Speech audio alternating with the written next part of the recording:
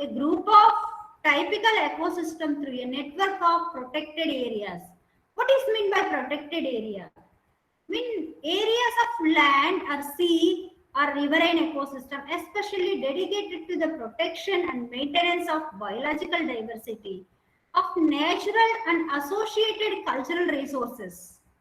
Natural as well as associated cultural or sacrificial resources. These are managed through legal or other effective means. Very effective means these are protected. Examples of protected areas are national parks, wildlife sanctuaries, bird sanctuaries. Main benefits of protected areas are maintaining viable population, all native species and subspecies.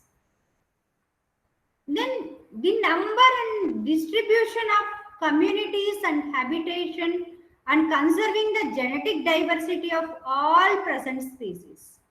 If suppose here entire area is protecting, each and every flora and fauna will be protected as well as within their habitation, including genetic diversity.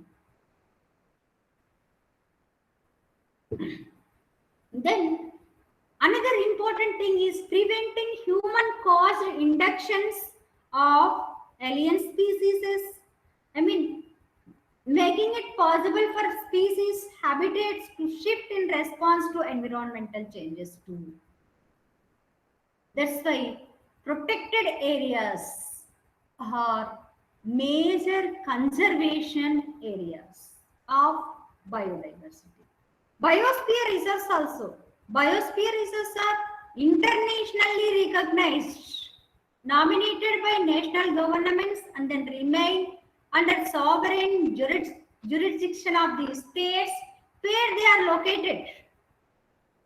So this is, I mean, everything protected areas, everything is as per the Environment Protection Act, Wildlife Protection Act, and then Biodiversity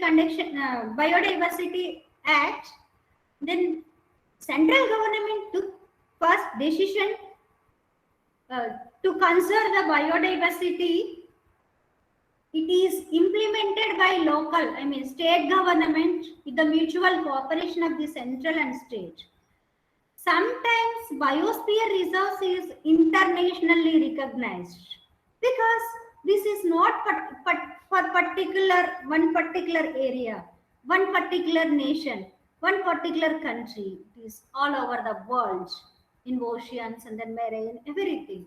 Hence, that is the internationally recognized, nominated by national governments and remain under sovereign jurisdiction of the states where they are located.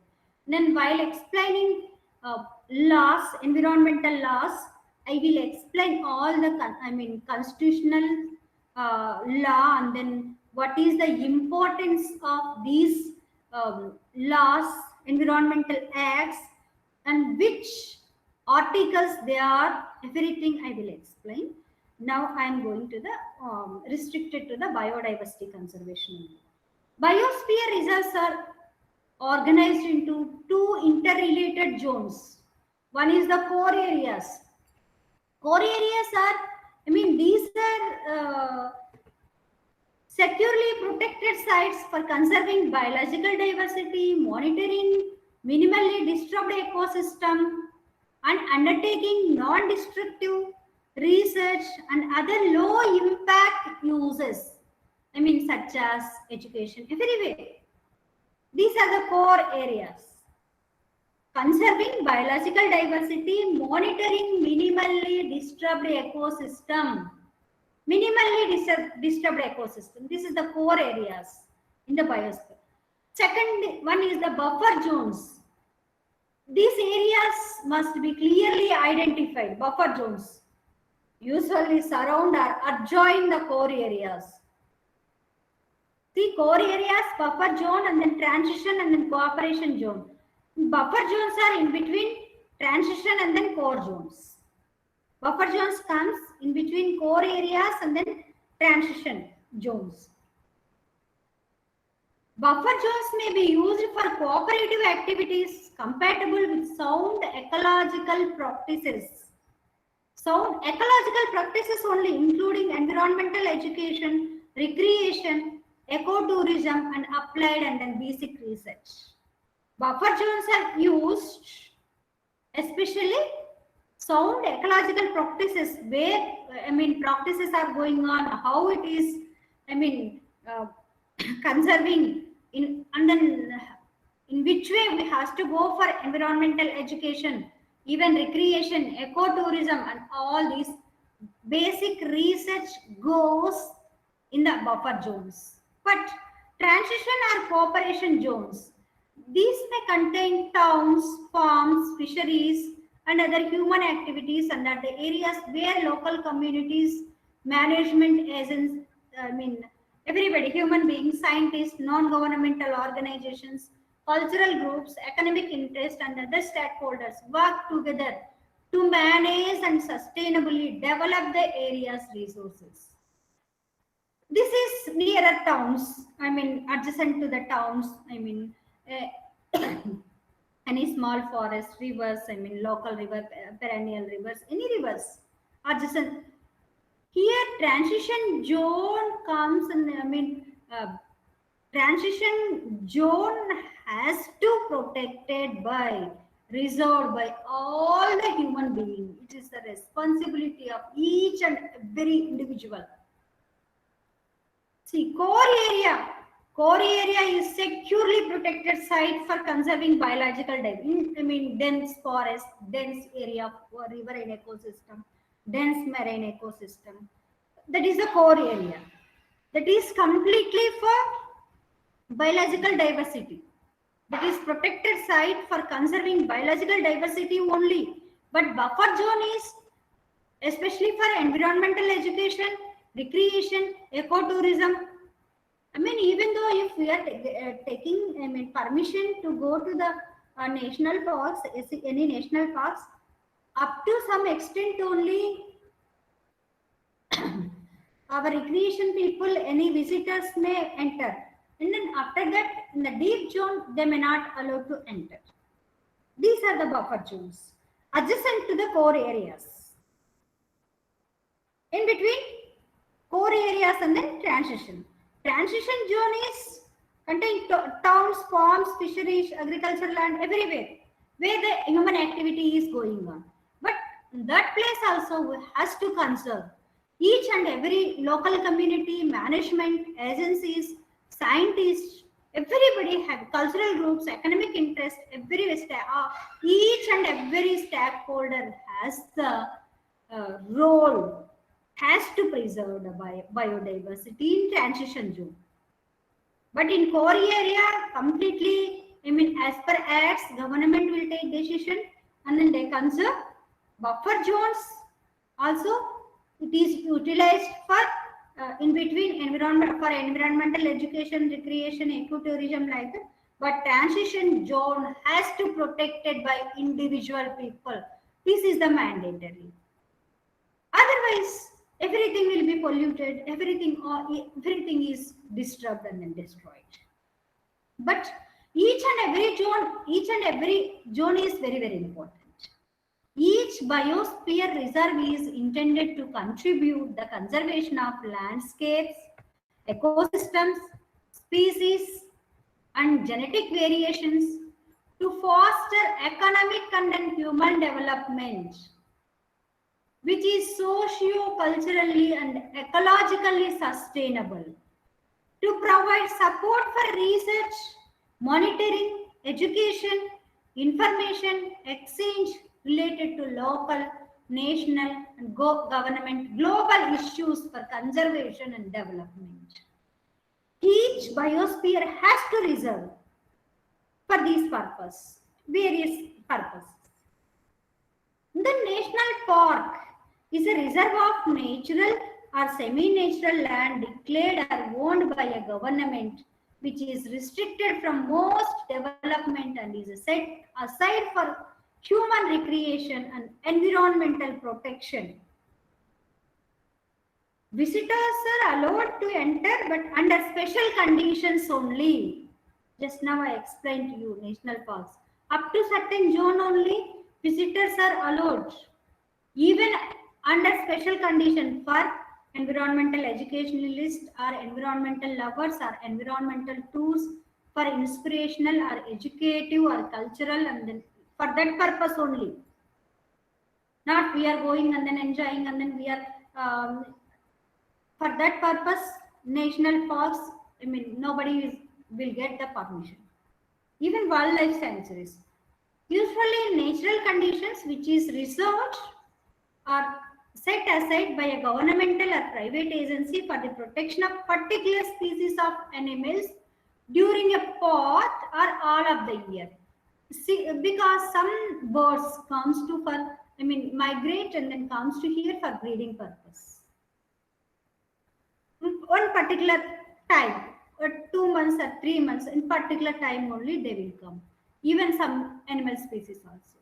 At that time, whenever breeding season, whenever they are coming to here, their population is more. At that time, special care will taken by, I mean, government people, or that government may give to private agency to protect that area. An area designated for the protection of wild animals within which hunting and fishing is either prohibited or strictly controlled. If suppose we are going and then visiting to bird sanctuaries or any wildlife sanctuaries, and then for fishing, hunting, or destroying that local environment is completely prohibited.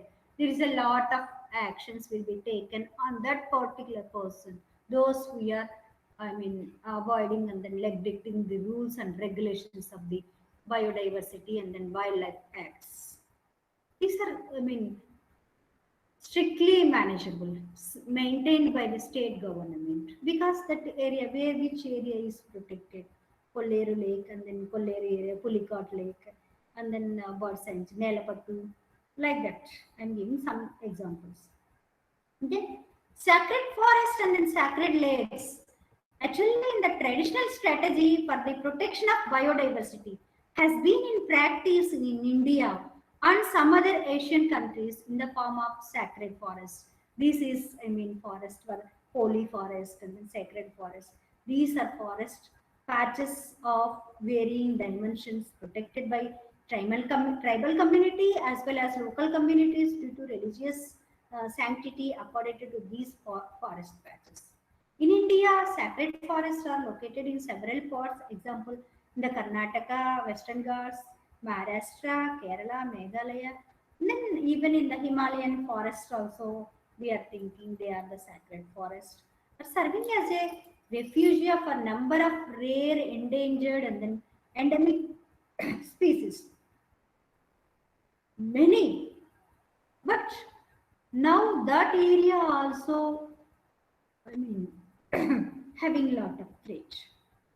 Several water bodies like, I mean, lakes and then rivers, holy rivers, sacred rivers, has been declared as a sacred by the people, leading to protection of aquatic flora and fauna as well as entire riverine ecosystem or lake ecosystem.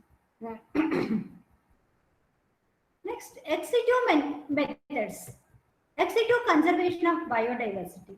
Ex situ conservation is the preservation of components of biological diversity outside their natural habitats. Outside their natural habitat. You have to remember, ex situ conservation is the preservation of species by putting outside their natural habitats.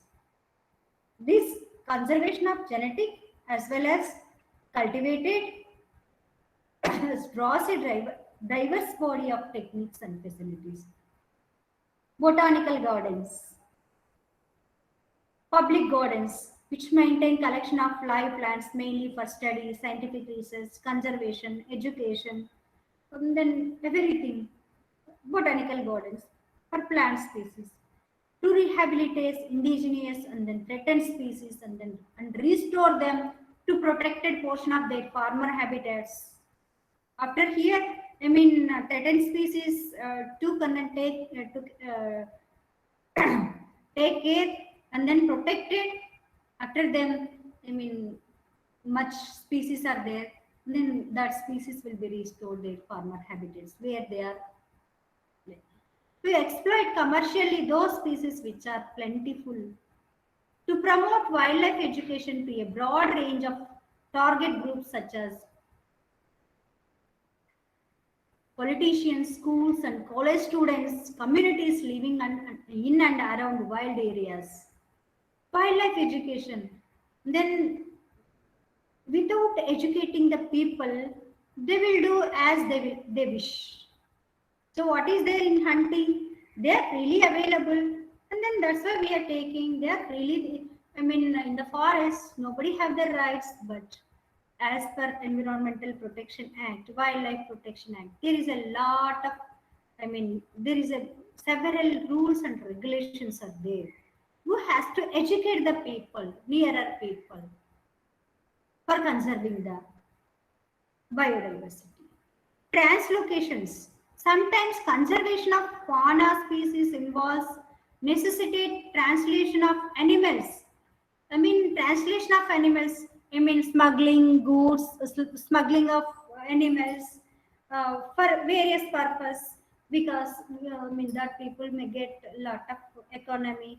This is also this means the movement of individuals from its natural habitat or from captivity to another habitat. Translocations are carried out in connection with introduction, reintroduction, and should be handled with extreme cautions. But many people, it's I mean, they are that animals are going to threatens. Then artificial insemination. But this is also the process by which sperm is placed into the reproductive tract of the female for the purpose of impregnating the female by using means other than sexual. So whatever it may be for conservation, artificial insemination, translocations, where the threats are there, and when you has to relocate, reintroducing, and everything, but with certain care, lot of care we have to take it. Somatic cell cloning, seed banks, reintroduction of the animal or plant into habitat from where it has become extinct, reintroduction of the forest, reintroduction of the plants, reintroduction of the animal plays vital role in the now in the biodiversity conservation. Species-based program for conservation of biodiversity, and then Project Tigers, Project Elephant, and then Asiatic Lion Reintroduction Project, Snow Leopard Project. All these comes under the biodiversity conservation. All these comes under the biodiversity conservation. But biodiversity conservation and then rural livelihood improvement projects. Because otherwise, if any species are there, if there is no projects for that particular, I mean, reintroduction or, I mean, of that particular species, they after some times they may not survive.